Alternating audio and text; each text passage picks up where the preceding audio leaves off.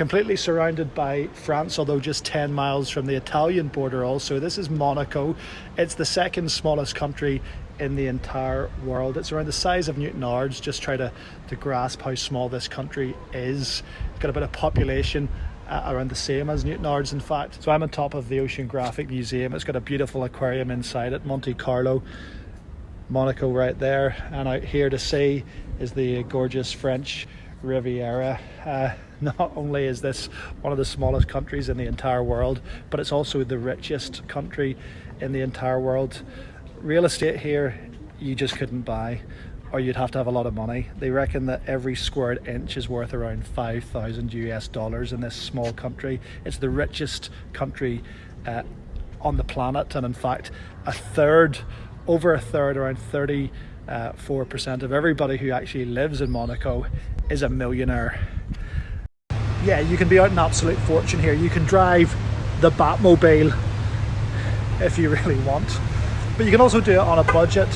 People always think, oh, you must be earning the same money as Nolan to come to these places. Truth is, €20 Ryanair flight to Nice, $10 train into Monaco. You don't have to stay here inside the city limits where the prices of hotels can be really expensive. You can stay just outside Monaco. Everything is walkable and reachable by foot. Hotels outside and in Nice are much cheaper, really cheap in fact, some of them.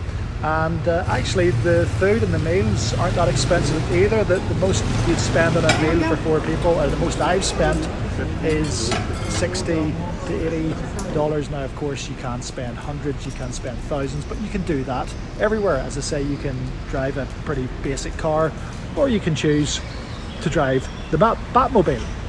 And even simple things like stopping for refreshments and buying a loaf of bread to do some cheese toasties in your hotel apartment is actually quite cheap as well. I say cheap, just as cheap as it would be back home.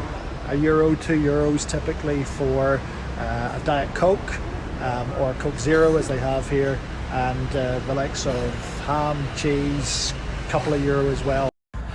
The track is pretty much good to go now. All the barriers and stands are up. As I say, it takes them a month and a half to put together this huge infrastructure to facilitate the Monaco Grand Prix. And right here I'm walking down the middle of what will be the track along by the marina, where in just a month's time all the race cars will be whizzing down here 200 miles an hour. The one thing about Monaco you need to know about: parking is a big pain in the bum. And walking, well, it's good to see the place by foot, but the chances are you'll have parked up a hill, or I'm going up around here somewhere to get the car now. And then when you do get parked, it's 7 floors under. All the fencing and barriers make some of the walkways a little bit tight. For example, if another person was to try to pass me in this little stretch, they wouldn't be. But one of the absolute best things to do in Monaco, and this is completely free as well, although you will need to hire a car, is just before the F1 race in May. The circuit is entirely built, and you can, like me, go for a little whiz around the actual real Grand Prix circuit in Monaco. This was a lot of fun. I pulled up here, jumped out. There's some nice tables outside just at the other side of those wheelie bins, and I was able to have a nice evening meal right on the F1 track.